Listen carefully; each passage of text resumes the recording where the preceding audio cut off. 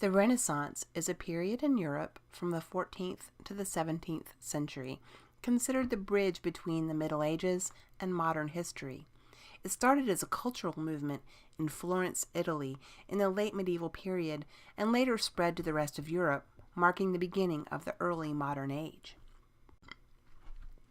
Renaissance comes from the Italian rinascita, which means rebirth. The term represents how this was a time period of rebirth from medieval culture and a revival of classical traditions.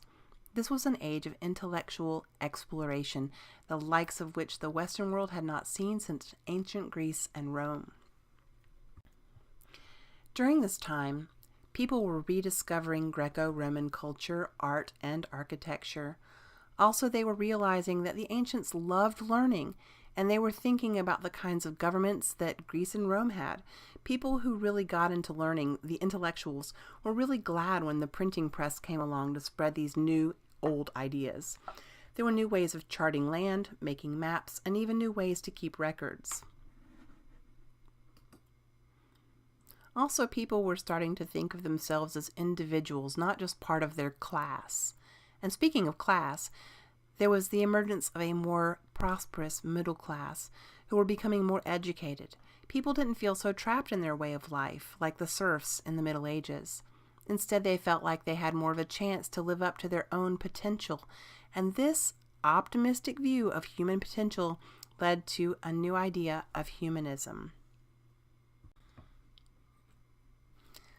The Black Death, or Black Plague, was one of the most devastating pandemics in human history. The name refers to how the disease would turn the body a deathly black color. It resulted in the deaths of an estimated 75 to 200 million people and peaked in Europe in the years 1346 to 53. Although there were several competing theories as to the etiology of the Black Death, analysis from the victims in northern and southern Europe indicates the pathogen responsible was the Yersinia pestis bacterium, probably causing several forms of the plague. It's thought to have originated in the arid plains of Central Asia, where it then traveled along the Silk Road, reaching Crimea by 1343. From there, it was most likely carried by oriental rat fleas, living on black rats that were regular passengers on merchant ships. It spread throughout the Mediterranean and Europe, and people think it killed between 30 and 60% of the total population of Europe. In total, it reduced the world population from 450 million down to between 350 to 75 million in the 14th century. The world population as a whole did not recover to pre-plague levels until the 17th century. The plague recurred occasionally in Europe until the 19th century, and it created a series of social, economic, and religious upheavals which had profound effects on the course of European history. Widespread death from the disease among the poor caused labor shortages, which created a greater demand for workers, and it actually improved the bargaining power of the ones who survived. So workers could press now to raise their status and their income. Peasants took advantage of opportunities to become tenant farmers for lords in need of laborers to replace those that had been lost in the plague. And many workers moved to cities from the rural manors, spurring urban growth. Europe wasn't officially a group of nations at this time. It was nation states, but they were becoming a little stronger, and the church was becoming a little bit weaker. The reasons it was becoming weaker had to do with a few things. One of them is that the Pope decided he didn't want to live in Rome from 1309 and lived in Avignon, France. So he picked up and moved the entire seat of the Roman Catholic Church. So there was a set of Avignon popes, and they established a very luxurious and expensive way of life, and they also financed this through some pretty corrupt means. And one of the things they did was to sell jobs. They sold church offices, which is called simony, and then they taxed their own priests, and they sold something called indulgences. And if you commit a sin, you can buy an indulgence, or could buy. And this is paying the money to be forgiven to speed up your progress to heaven. Or if you wanted to help a deceased friend or relative that you thought might be in purgatory, you could buy some indulgences to hopefully take a few hundred years off their time there. This was not a biblical thing, so a lot of people were not happy about this. And then there was the Great Schism. So then the Pope returned from Avignon to Rome in 1377, but another group decided that wasn't right and they would have their own pope. So there was a period of time where there were two popes, one in Rome and one in Avignon. And they each were kind of fighting against each other and excommunicating each other, leading lay people, their parishioners, to wonder if any Christian could get into heaven if the popes couldn't. 14th century Europeans were really intrigued with differences in class and gender and individual personalities. So in literature and the visual arts, there was a new truth-telling, trying to be sort of true to nature and to personal experiences in everyday world. And this new realism is evident in the works of Geoffrey Chaucer. Chaucer was an English writer who was well versed in classical literature. He wrote an epic poem, and he was inspired by classical literature to do this. It's written in Middle English, and it consists of heroic couplets, couple, like two, so it's rhyming pairs or two lines. The tales comprise a collection of stories similar to Ovid's Metamorphoses, and they're told by a group of traveling pilgrims on their way to Canterbury. Chaucer originally planned to write 120 tales, but he only completed 22 before he died. Nevertheless, he presents many different types of characters as well. There's a lot of different levels of society within the stories. There's upper classes and lower classes. There's priests, knights, women, men. And the most popular one of all is the Wife of Bath. It's quite entertaining. Chaucer moralized as well in these stories of the pilgrims, and he criticized clerical abuse and human hypocrisy. In the music of this era, we see more imagination and diversity. Musicians called this the Ars Nova. So 14th century music featured new complex rhythms, and it became much more expressive than previous centuries. The French poet, priest, and composer Guillaume de Machaut was a leading proponent of this new tradition, Ars Nova.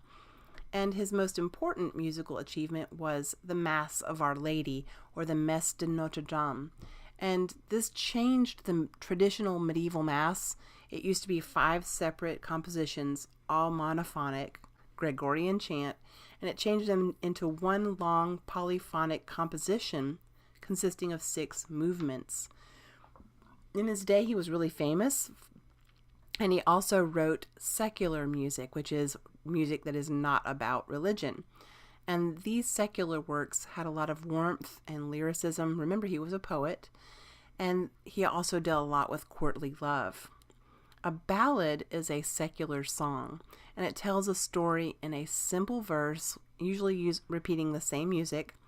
And his ballads are very expressive and have that same warmth and lyricism, as well as vivid poetic imagery. Visual art was becoming more lifelike and natural too. Giotto was the pioneer of this, and he's kind of almost a late Gothic, very early Renaissance painter. What he did was break up the old tradition of painting this very flat, formal style that you find in Byzantine painting, and instead he started modeling and making them more three-dimensional and using something called chiaroscuro, which is gradations of light and shade, which is basically modeling the figure. He brought this new realism to his series of frescoes in the Arena Chapel, and frescoes that he used were buon frescoes, meaning that they were painting into the wet plaster so they would last longer, and they've weathered very well with very bright colors. So he used traditional Christian subjects, but also gave them a new direction. It was a return to a classical sensibility.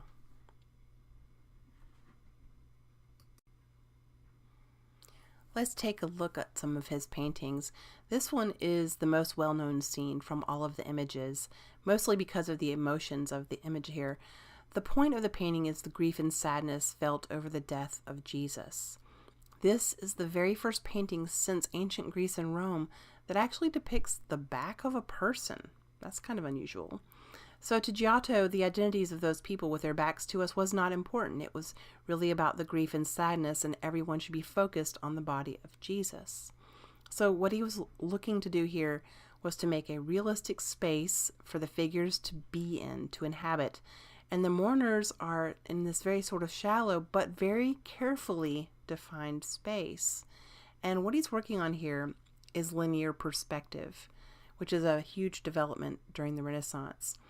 And also, he places Jesus in the lower left-hand corner. This is not the traditional symmetry that you find in Byzantine art. So Giotto was focusing on the emotions and breaking the traditions here. And you see Mary holding the body of her son. And this is, when you see Mary holding the body of Jesus, it's called a pietà, which means pity. But it's a sort of popular depiction that you find in Christian art. Mary Magdalene is holding Jesus's feet, and the angels above are pretty interesting. They're grief-stricken and they're wailing in despair. It's interesting, though, his development here is trying to define them in space so that they're coming straight out at you.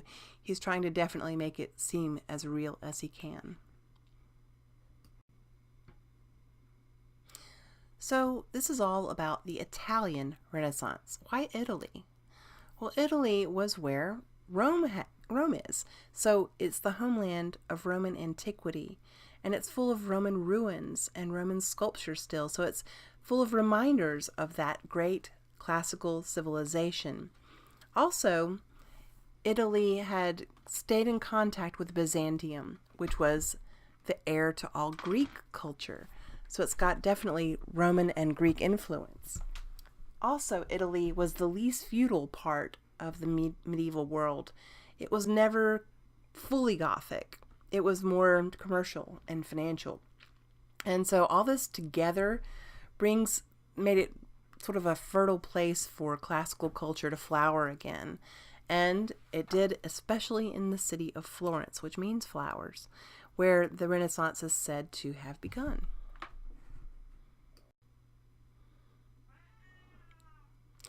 This is Florence Cathedral, the Cathedral of St. Mary of the Flowers. It's also called Il Duomo. It was the centerpiece, and still is the centerpiece, of the city and Republic of Florence. Construction started in 1296, and the architect was Arnolfo da Cambio. He died, though, and other architects and designers stepped in to finish.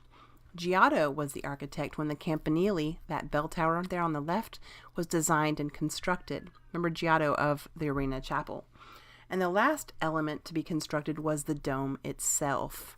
There was a competition held to choose who would design it, and it was won by Filippo Brunelleschi. He used the dome of the Pantheon as an inspiration. Brunelleschi's rival was Lorenzo Ghiberti, and Ghiberti had won against Brunelleschi in a competition for the sculptor to design the bronze doors of the baptistry. And so it was back and forth, but this is what really solidified Brunelleschi as an architect instead of a sculptor. This is the interior of the Duomo. It is full of amazing sculpture and paintings.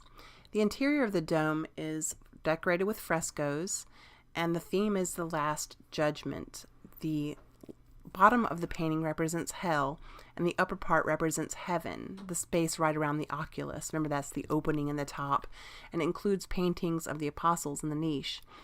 Michelangelo's David sculpture was originally supposed to be one of the statues placed along the roofline, but it was too heavy to lift into place, so now it is in a museum in Florence. Cities in Italy at this time weren't really ruled by a central government. Instead, there would be different families in charge of certain areas, or generals, or wealthy nobility. So in Florence at this time, the Medicis were in power. They were a very wealthy banking family that ruled the city for 4 generations, and they gave a lot of money to arts and education. They changed the face of the city. They produced a lot of government officials, royals, and 4 popes. Up on the left, we see Lorenzo the Magnificent, who was the governor from 1471 until 1492 when he died. He especially was a big patron of the arts. And what you see below that is a picture of the coat of arms. And if you're walking through Florence, you'll see this on various buildings, and that'll let you know the Medicis are the ones who built that building. They were really interested in the rebirth of humanist learning, and they wanted to create an environment in Florence where intellectuals and the arts could flourish. So Lorenzo was a huge supporter of humanists and artists, and he supported translating stuff from ancient Greek, and he supported the study of Greek philosophy and patronizing the arts in general through patronizing the artist Michelangelo. So a lot of art and architecture, in fact most of it, was funded by the Medicis, including works by Brunelleschi, Masaccio, Titian, Michelangelo, Raphael, and Leonardo da Vinci. They were also the patrons of the scientist Galileo Galilei. So this is the birth of classical humanism. So people were looking back to Greco-Roman culture and thinking, what do they like about it? What do they want to keep about it and learn from it? It generated a lot of new attitudes toward Greco-Roman antiquity instead of just thinking they were a bunch of pagans and we shouldn't listen to them. So Renaissance humanists looked back and said, we should recover these things, we should uncensor them, and we should be able to study them all we want. Also, the artists decided that they needed to look to those things for realism and beauty in art, to learn from the proportions and the balance, all that Greek contributions made to the art and architecture of the time. And the architects also felt like using the classical forms of domes, columns, arches, forums, that would be valuable to society now. They also started thinking of individuals, saying each human has worth and should be able to express their individuality. Renaissance humanism definitely attracted a lot of different scholars and theologians.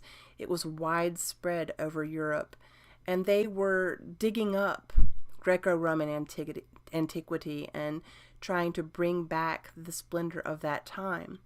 And so what they, among other things, were doing was pursuing what the ancient Romans called studia humanitatis, which is basically grammar, rhetoric, history, poetry, and moral philosophy. This was an underlying education that is now the study of humanities.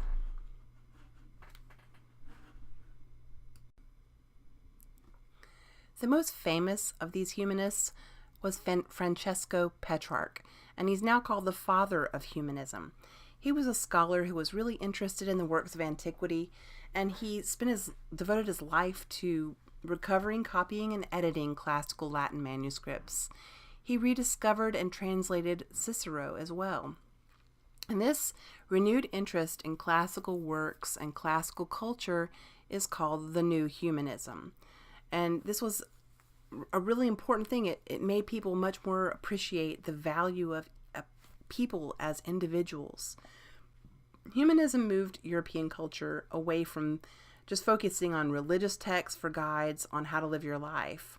Like St. Thomas Aquinas' scholasticism, humanism made it more acceptable now to study classical writings and culture. So this is another huge influence on the High Renaissance, where culture as a whole was greatly influenced by the reintroduction of classical thought and classical culture. Petrarch's sonnets are Italian sonnets, and he was really well known for his book of poems called the Canzoniere, the songbook. Many of his sonnets are love poems that are dedicated to a woman named Laura who had died of the bubonic plague, and he had an unrequited love for her, so they're dedicated to her. And most of the poems themselves are in the form of the Italian sonnet, or what is now known as the Petrarchan sonnet. So the Italian sonnet is 14 lines. The first 8 lines are the octave, so that gives you the problem. And the octave can be split into quatrains, 2 quatrains, consisting of 4 lines each. So the first quatrain is the situation, and the second quatrain expands on it in more detail. Finally, the last 6 lines of the poem are the sestet, which seek to resolve the problem or the situation.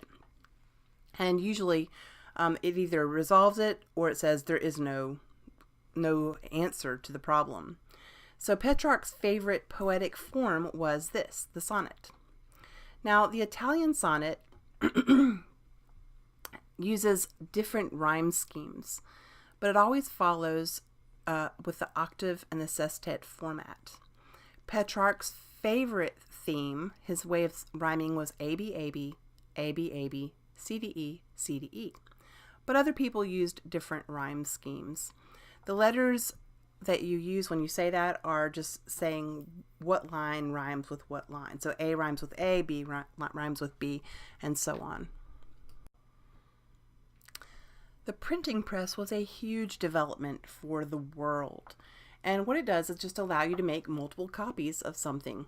So the world's very first ever printing press goes back to China in the 11th century, but in the West, Gutenberg really perfected it and made it work as a regular machine in 1450.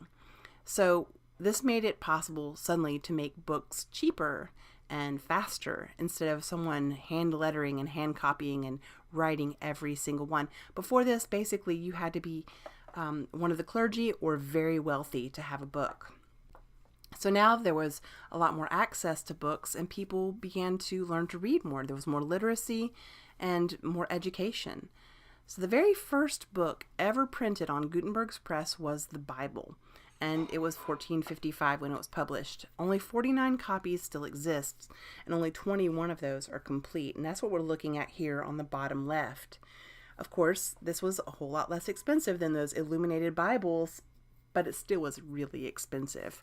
And so mostly universities and monasteries had them. Gutenberg also printed copies of classical writing, like those of Augustine of Hippo and Cicero, and Dante's Divine Comedy, and an Arabic edition of the Quran. Remember how I said that they were becoming more interested in individual personalities during the Renaissance? One of the people who did this was Niccolo Machiavelli. He was a humanist scholar, and out of Florence, of course. And he studied politics and behavior. And he looked at the behavior of ancient Roman rulers and thought, what can he learn from this? He was not happy because Italy was not united as a country. It was a bunch of small city-states. And there were a lot of struggles between the people who were powerful. And he felt like a lot of people could take advantage of this.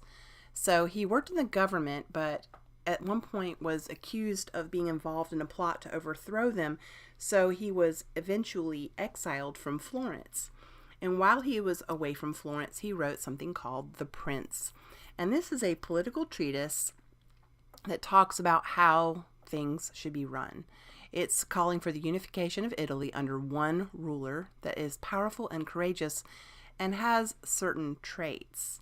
It basically says that for someone to gain and maintain power, that he should be very well educated in war and in history and trust no one. He should be able to be very smart and fierce and especially ruthless. In other words, do whatever it takes. You can even sacrifice doing what's right if necessary. A ruler who is feared by his people, he felt, is a lot better than one who is just loved by his people. So the word Machiavellian, it can be used now if they're saying someone basically will do whatever it takes to climb the ladder and become the most powerful. Italian Renaissance art can be divided into early and high Renaissance. Most of it, of course, comes out of Florence, once again. And during this time, it's, time for new techniques and new ways to represent people, but at the same time learning from the classical artists. So the way people learned was to become apprentices to masters, and they would have to basically study under a master until they could themselves become journeymen and then masters.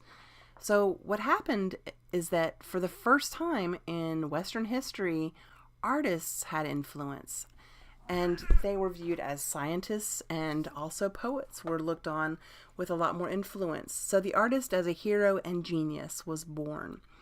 A lot of Renaissance art shows the wealth of the population, the wealth of the people of Florence, that they were able to support this. And suddenly art was being made for these wealthy people, not just for the aristocrats or the church, but for merchants and middle class people. A huge step forward for artists was the development of scientific or linear perspective. And this was finally perfected during the Renaissance. Earlier artists experimented with this and really worked on ways to depict space, but Renaissance artists created this precise mathematical technique to make it accurate and be basically able to make a two-dimensional artwork look like it had 3 dimensions. The way you do this is using lines of perspective called orthogonals. You see these lines easily in architecture, roads, railroad tracks. The lines converge horizontally on the horizon line, which is basically the line that where your eye is seeing. And the point where all those lines converge is called the vanishing point, because it looks like everything begins to vanish or disappear at this point. In one-point perspective, all of the orthogonals meet at only one point on the horizon. And this is the most popular form of perspective used in the Renaissance. And they usually have a very perfectly symmetrical way of being used. However, the vanishing point does not have to be in the center of the composition. It's just the preferred composition of Renaissance artists.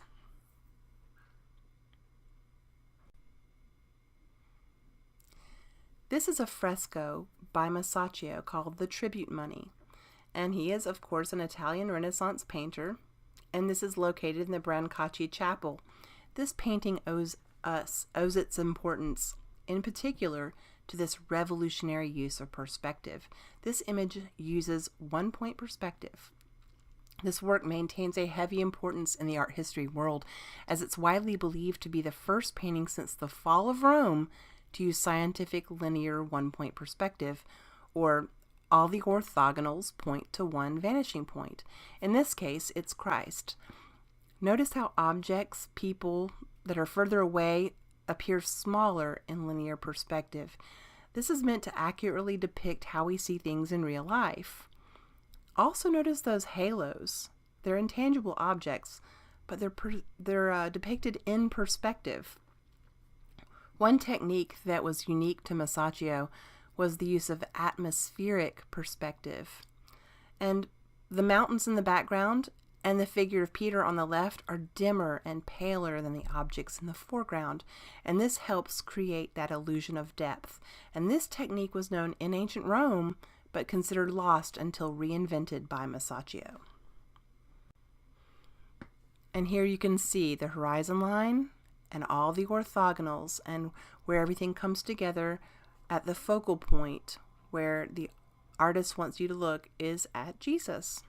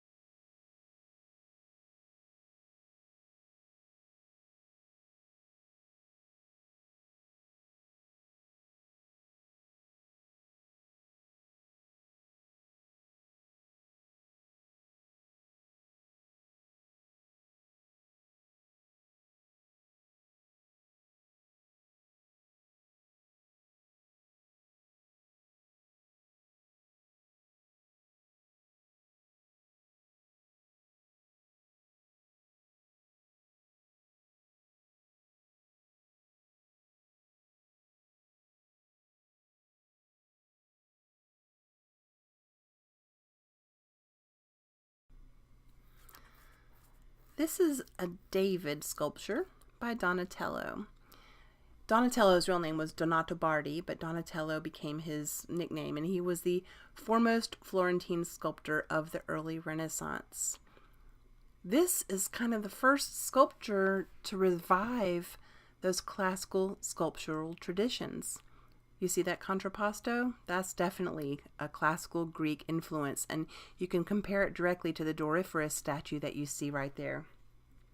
So this was his most famous sculpture, and it is also the first freestanding life-size nude sculpture created since ancient Rome. Life-size nudes were really popular in ancient Greece and Rome, but pretty much completely out of the picture for 1,000 years. So you can see this is influenced by classical sculpture in the form. The story itself is biblical. So this is David having slain Goliath.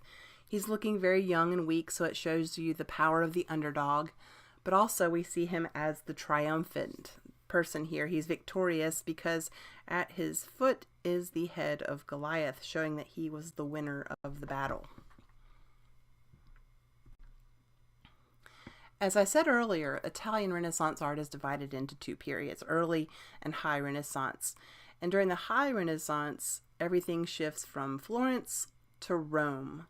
High Renaissance artists had mastered those fundamentals during the early Renaissance, like perspective and contrapposto, and they were now using them in much bigger ways. So along with that illusionism, they integrated these classical principles of design that added that Greek sensibility of balance and order and symmetry and proportion.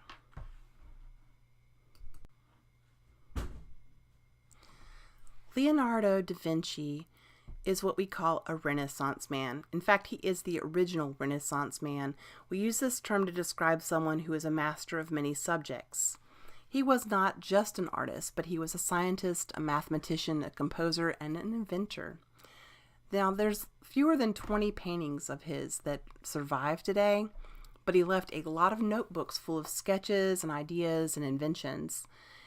Now, his name is Leonardo da Vinci, which means Leonardo of Vinci, the town he was from. And he is the most well-known figure of the Renaissance. And he was probably most well-known for his artwork, but he left very little finished art behind. Now, the other subjects he was known for studying are natural phenomena like weather and tides, anatomy, physiology, physics, mechanics, engineering, music, mathematics, plants and animals, geology, astronomy. Also, a lot of anatomy drawings were found in his notebooks. He would have had to do this in secret because dissection of the human body was forbidden by the church at this time. However, there were doctors performing dissections just to learn about the human body, and more than likely Leonardo worked with these doctors and helped them by providing drawings and diagrams. He was also known for his many inventions, some of which were so far ahead of his time there wasn't really the technology available to actually build them, but he had the ideas. And he's well known now for his many flying machines.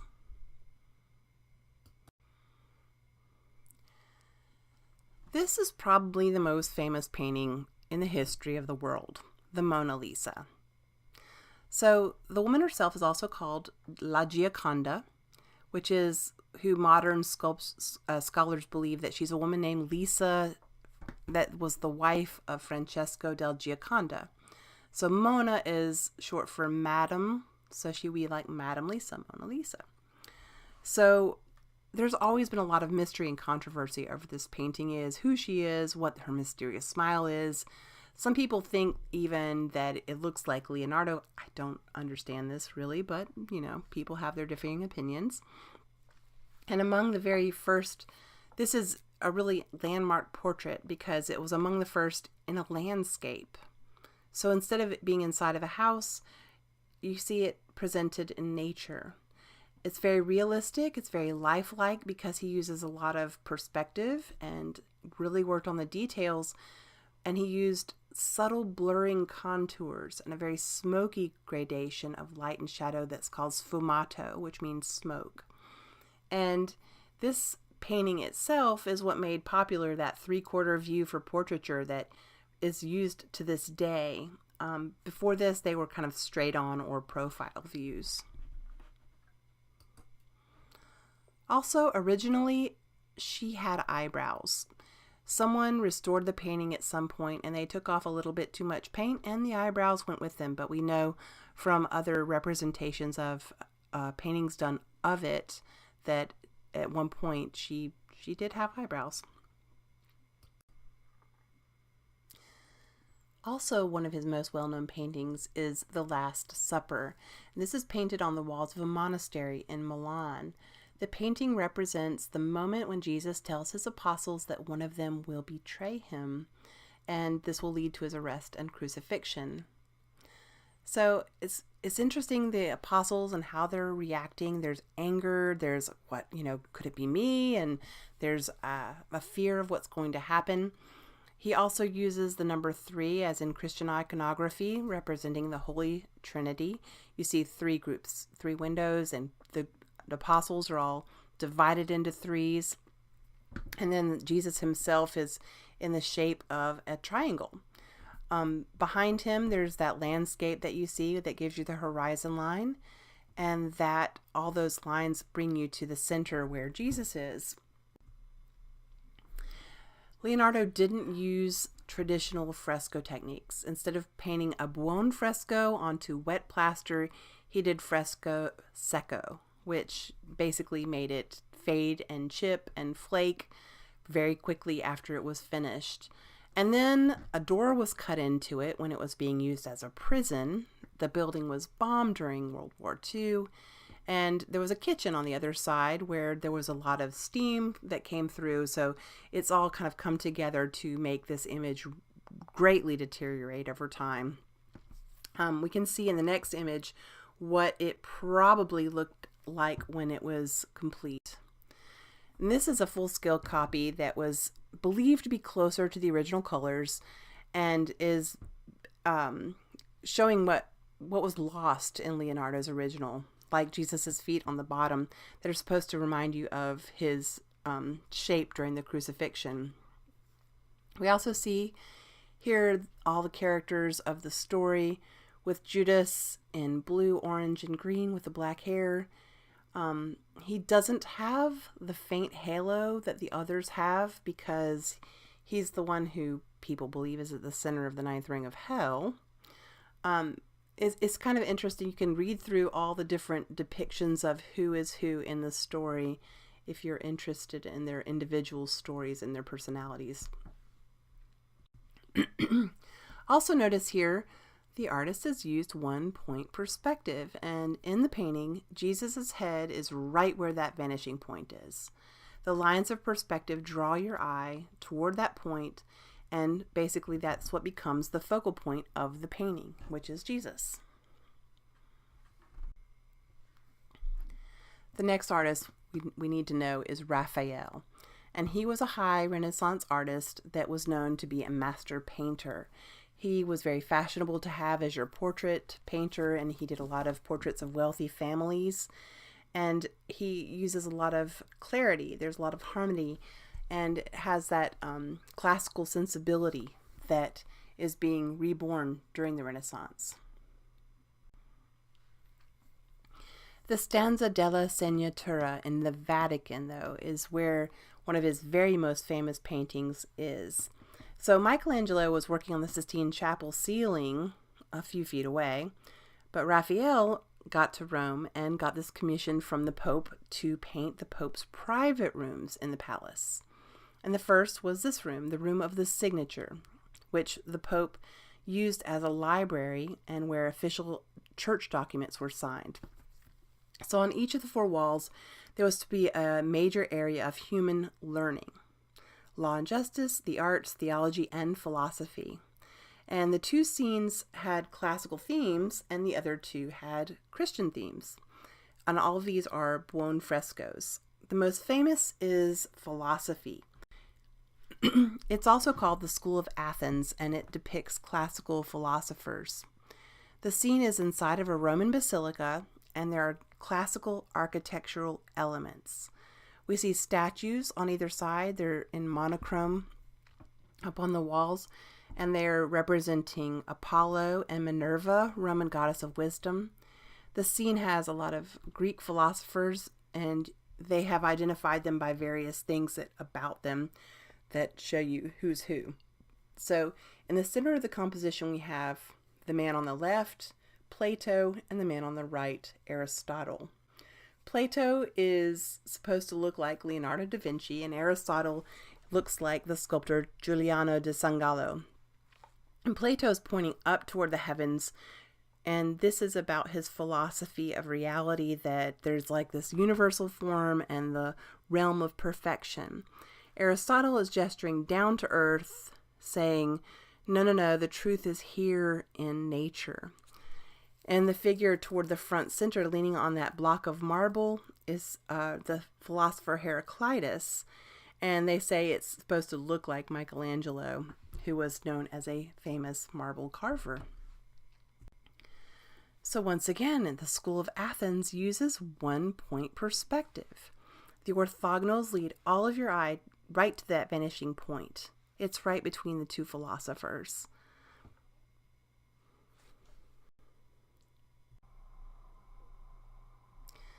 Michelangelo Buonarroti, usually just referred to as Michelangelo, was a Renaissance man, though not quite as varied in his studies as Leonardo. He was most well known for his sculptural skills, but also he was an architect, an engineer, a painter, a poet, and out of all those things, though, he considered himself mostly a sculptor. He was the creator of some of the most celebrated works and most famous works of Renaissance sculpture and art. Michelangelo really solidified his reputation as the premier sculptor of Florence when he was 27. There was a gigantic block of Carrara marble that all the other sculptors had just given up on because it had a big crack in it, and instead he decided he was going to turn it into something, and this is what it became. It was a very popular sculpture, and it was placed at the entrance of the City Hall in Florence when it was completed. And some of the Medici family supporters who had been exiled from Florence would actually throw stones at it because of it being such a representation of Florence. David has always sort of been somehow associated with it because they like the whole story of the underdog.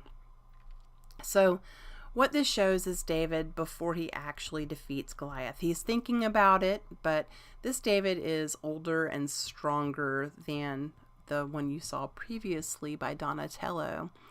He looks like he's much more of just a Greek youth who's standing there and thinking about what he's going to do.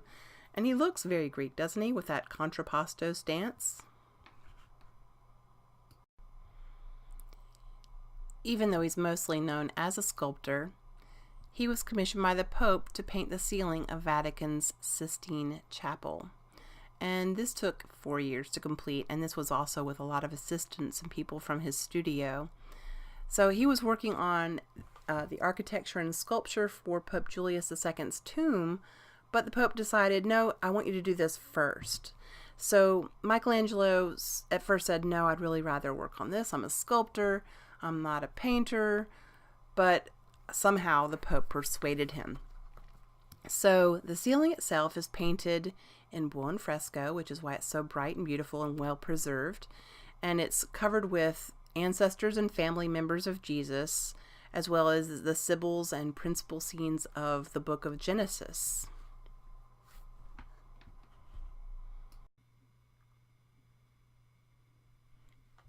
This is a diagram of the ceiling, and it tells you who the people are and where they fit into in the story of the Bible. So if you want to get in to figure out who's who and what's what, you can pause the video and go back and forth and see how this is all put together. This is the most famous scene from the ceiling of the Sistine Chapel. So this is the moment where God reaches out to Adam, his creation, to instill him with life.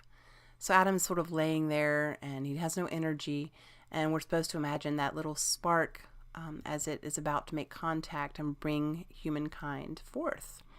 behind him are other people waiting to be created. Eve is actually in there even. A lot of historians think that this shape around God is supposed to represent possibly a human brain. And since Michelangelo was doing sketches and anatomical studies at the time, it's very possible that he was using that symbolism there to kind of disguise what he knew about the way humans were made. So the Renaissance wasn't limited to Florence and Rome. It spread all over Italy to places like Milan and Venice. Venice was a port town, and it had a lot of luxury goods, and the people there were pleasure-loving and had a lot of things at their fingertips, a lot of different variety and sort of a different sensibility. So they produced art that is very rich and jewel-toned, and it's known as Venetian color that's being used here. It's very sumptuous and rich colors used in their paintings. The most famous of these paintings is the Venus of Urbino by Titian. And Titian was known for these sort of seductive nudes that he made for wealthy people who wanted a little bit of sensuous art for their private enjoyment. So this painting was commissioned by a man for his new bride, and it was supposed to kind of give her an idea of the role of a woman, I guess, in marriage. So he made this a sensual and erotic work, but also made sure that there's elements of marriage throughout. So the roses in her hand, the myrtle plant symbolizing Venus on the windowsill, and of course the dog, which is there to symbolize fidelity, are all there reminding you that this is a bride. And in the background, the two serving women are going through her dowry chest, and dowries are payments to the husband's family and also therefore a symbol of marriage. So the way Titian worked on this painting was he would build up layers and layers of oil paint to make this painted surface known as glazing. So there's like a surface to the paint that would refract light in such a way that it just sort of glowed with this golden light. And Titian's style is that definitive expression of Venetian Renaissance painting for that reason. So now that you had a way to write down music and a way to print multiple copies of it, a lot more music was being disseminated all over Europe than ever before. And a lot of this was secular music. So during the Renaissance, music was composed and performed with a lot of high skill, virtuosity by professionals, as well by amateur musicians. And some people just felt like making music was part of being well educated. Everyone should know how to play an instrument. And so when people would get together, it was very central. It was absolutely always a part of gatherings and always at a royal court. So during this time, the most popular type of song was the madrigal. And madrigals are kind of like motets because they're generally performed a cappella without instruments, and they are polyphonic. But they're different from motets because they are written in the vernacular language instead of the Latin of liturgical music. They were generally secular songs. They weren't liturgical religious songs. And they were for popular entertainment, so a lot of them came from popular poetry at the time.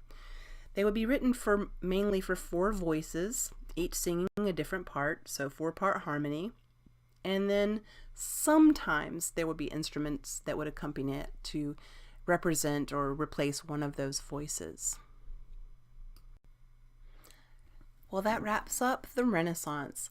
I'm going to supply you with a list of links that you can find in Blackboard to learn more about ballads and motets and all kinds of madrigals, as well as several of the pieces of art that we looked at. And I'll see you next week for that midterm. Good luck.